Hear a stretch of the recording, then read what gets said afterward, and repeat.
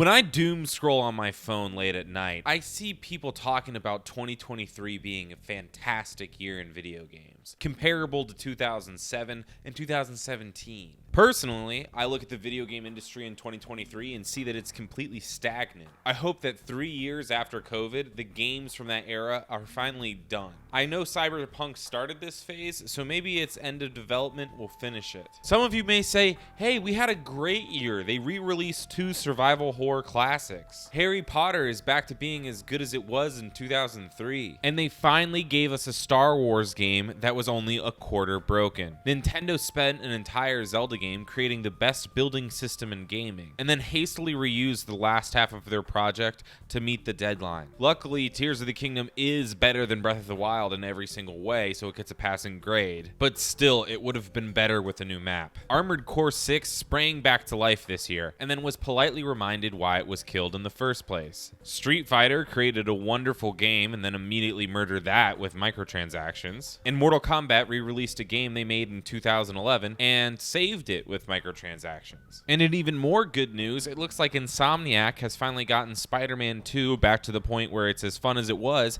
in 2004. The Mario team has apparently run out of ideas completely and has turned to recreational drugs for inspiration, which is admittedly a baller move, and Baldur's Gate 3 broke new ground by giving horny nerds so many trauma victims to save. They didn't notice that after 3 years in early access, the game still launched in a basically broken state. I loved playing through Alan Wake 2, but even I could admit that the dark place Alan Wake is stuck in is his head in his own ass. That game is too smart for its own good. And I am being overly cynical here. I mean, Spider-Man, Hog, Mario, Gate, Core are all really good games. The problem with all these good games is that none of them are original. In 2007, if we're looking at games that weren't based on previously established IP, we have a great lineup. Team Fortress 2, BioShock, Crysis, Assassin's Creed, Mass Effect, Uncharted, Rock Band, Crackdown, Skate, and I'm probably forgetting many others. And that's in addition to having a great amount of sequels and remakes, like Halo 3. For original IP in 2017, we had Fortnite, ARMS, Neo, Cuphead, Horizon Zero Dawn, Hellblade, What Remains of Edith Finch. And while that is less than 2007, that's still plenty of original and fresh ideas. 2023 pretty much just has Starfield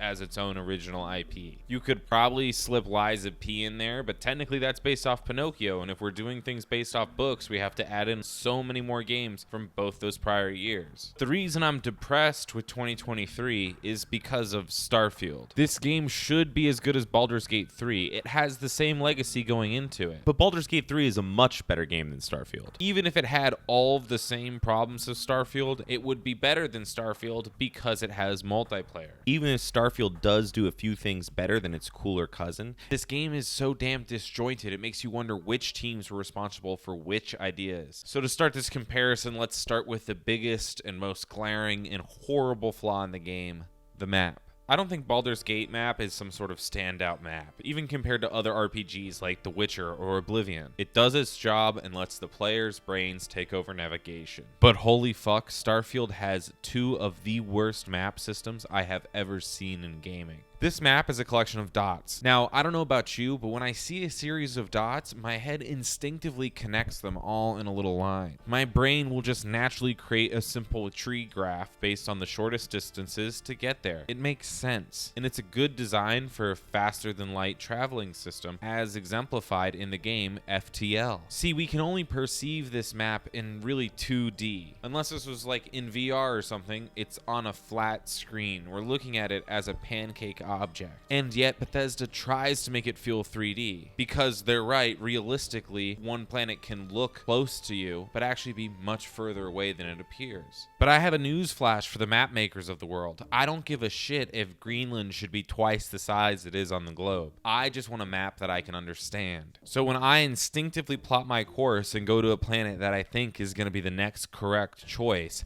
and then find out I actually have to backtrack through about 5 or 6 planets, all of them including loading screens. It just kills the game. And then you go to the map on the ground, which doesn't make a lick of fucking sense. It's all just dots too. You cannot tell me that no one in Bethesda raised their hand at a team meeting and said, hey, maybe we should make just a regular fucking mini-map for one of the many cities that the player's gonna continuously go back to. Truly bonkers. For a game about exploring, Starfield's maps should be the best in the business. The next thing Baldur's Gate bodies Starfield in is in player choice, mainly when it comes to quest structure. Baldur's Gate 3 lets people be the spawn of a literal demon. You can kill just about anyone and anything. There have never been more essential characters in a Bethesda game than is in Starfield. You can't kill anybody in this game. Baldur's Gate 3 builds around that choice. It allows for you to be the evilest motherfucker in the room. Compare that to being a bad guy in Starfield, aka becoming a pirate, which only rewards the player by giving them a bounty. And then they also lose out on so much content because every outpost they go to that has raiders in it won't attack them. Starfield punishes the player for playing their game. Starfield is even bad compared to past Bethesda titles. In Fallout 4, you can end the game with every major faction.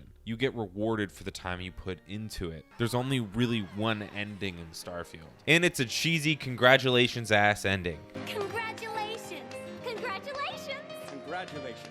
So Baldur's Gate has a much better map, much better player choice. But what about the gameplay itself? Is turn-based finally more fun than real-time? Well, kinda. The combat is a bit confusing because it's so in-depth, but flashy enough to hook new players. But what Baldur's Gate 3 doesn't have is any real sense of urgency or surprise. Your heart's never gonna get racing when you play Baldur's Gate 3. Or at least the few times that it does, it's when you're praying for a dice to roll your way. You can see enemies coming from a mile away, who are technically disguised but are marked red on your minimap, so guess what? You know it's an enemy. There's no surprise. In normal D&D, you can't see anything the DM hasn't described to you, so it doesn't have this problem. In Starfield, when you jump to a random location, enemy ships will just come out of fucking nowhere and start lighting your ass up. It's super thrilling and super fun. Does it get old the upteenth time it happens? Absolutely, but still, it's fun while it lasts. But for every one of those exciting moments in Starfield, there are moments that lack any surprise and are completely dull. There are some fetch quests in this game that are literally go here, get a coffee. Go there, get a beer. It's horrible shit that should be left to MMOs. The other weird thing it does kind of on par with Baldur's Gate is crafting. And see, Baldur's Gate's crafting system wasn't bad, but there's no reason to ever really use it. I never found myself in a position where I needed to make potions that weren't already pretty much readily available to me. And since most potions are also spells, you can typically just have your wizard learn something and then pay to respec. Crafting just becomes this thing in a lot of games, especially RPGs, where you don't really have to interact with it and it's only there for the hardcore players. Starfield is a little bit like that, but I have to give Bethesda credit for simplifying the junk collection system and the building systems. I think it really captures the vibe of going in to scavenge something, and then the things you can make are pretty cool. But the problem is, just like in Baldur's Gate, there's no place to take that crafting. Sure, you can build colonies and basically mini cities with complicated trade routes, but there's no quest, there's no end game. You can't make your own company. You can't compete in the economy. It's like Factorio without the rocket. And now these next two things are things that I think Starfield does a little bit better than Baldur's Gate. And one of my favorite features about this game is the new Persuasion system. I think it's the best Bethesda's ever done, and I think it's the best most games have ever done. I understand why Baldur's Gate is all dice rolling. And I appreciate that there's things you can learn in the story and different dialogue options that can raise or lower the requirements to meet a lot of those persuasion checks. But Starfield's actually really good about giving you notes or prior knowledge that you can later use in persuasion and get the result that you want. It just feels so much better than a dice check and so much more earned. And then to have the Thieves Guild quests give you a perk that lets you manipulate people and then control them with your mind. Genius. It is a perfect example of what a perk system should be. And I know some people hated it because it removed a lot of base skills from other Bethesda games like pickpocketing. In both Fallout and Oblivion, you can pickpocket pretty much whoever you want right off the bat. In Starfield, you need to earn that perk. But I talk a lot in my video games about how sequels can actually sometimes reduce player power to give them more earned player progression. And to give the player such a high-powered perk as a quest reward is perfect. One of my favorite moments in this game was getting married to a character named Andrea while gaining my friendship up with another one, and then immediately marrying the other character, and then brainwashing the other wife into being okay with it. It's futuristic gaslighting. What's not to love? I think you may be right. Which brings me to the last point I want to make, is that the writing of this game is sometimes better than Baldur's Gate. The world building is about as good as Cyberpunk's, but this doesn't have a board game or novels to base itself off of. I think the writers really get a chance to show their strengths in both the funeral mission and the conversations with the religious elders. And also, I love how they kill off a main character. Going around and talking with the different members of Constellation and see how they all deal with that grief and loss was insanely interesting and completely gripping. The characters grasp with things like religion, the concept of an afterlife, and what it means to love and be human. Talking to Cora Ko after her father was just murdered. Having her be angry and confused, not just at you, but at the world, and then not having the answers to give her is heartbreaking. Especially because I don't know what I would say to someone like that in real life. Compare that heavy scene to a similar scene in Baldur's Gate when you tell a child her parents are dead, and it's night and day. All of this makes Starfield's characters feel a bit more alive than they were in Baldur's Gate. And I'm not saying they're fun or great characters. Sarah Morgan sucks. But the reason she sucks is because her character sucks. She's not some leaf in the wind that's going wherever the player tells them to go.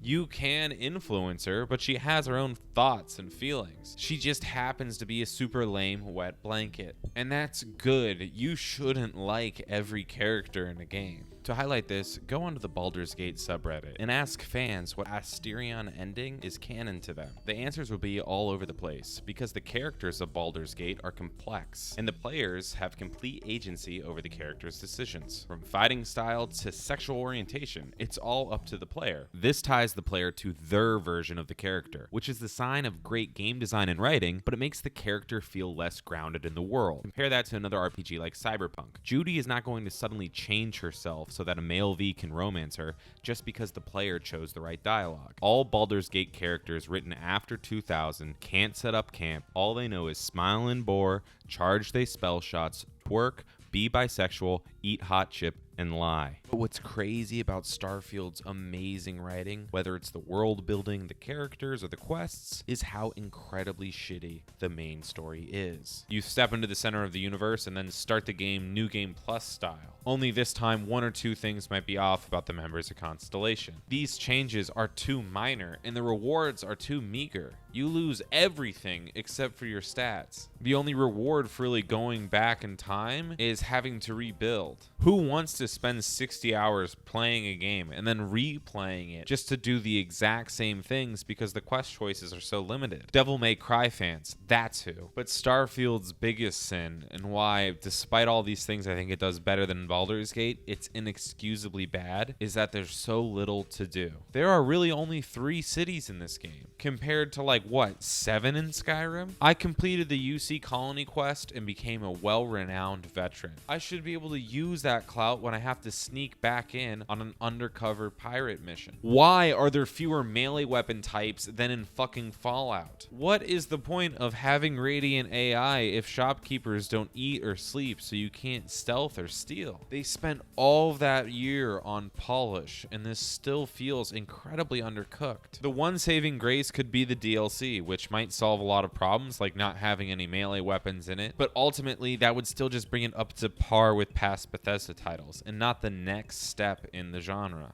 In my Bethesda fanboy conspiracy theory mindset, I just hope Bethesda has a multiplayer DLC planned. It feels that way with the way the planets load the map. That feels exactly like how you load into a Fallout 76 server. The idea of a New Game Plus becoming a sort of prestige mode online, that makes sense. But is Starfield anywhere close to being worth $70? Nope. Cyberpunk is a better immersive sim. No Man's Sky is a better space sim. And Baldur's Gate is a better RPG. And if you're looking for a new Bethesda RPG in particular, try playing Kingdom Come Deliverance or Fallout 76. They're actually pretty great. The one bonus is that it's new and original IP. And I will admit that it feels nice to play in a world that's kind of optimistic and happy compared to everything else being such total shit. And I'm glad companies are taking risks on expanded worlds that you can sink your teeth into the lore of, even if it is just one company. Because it's starting to feel gaming years like 2007 are nearly gone. With the Game Standard here at Tibbs TV, I'm Jonathan Rosenblum.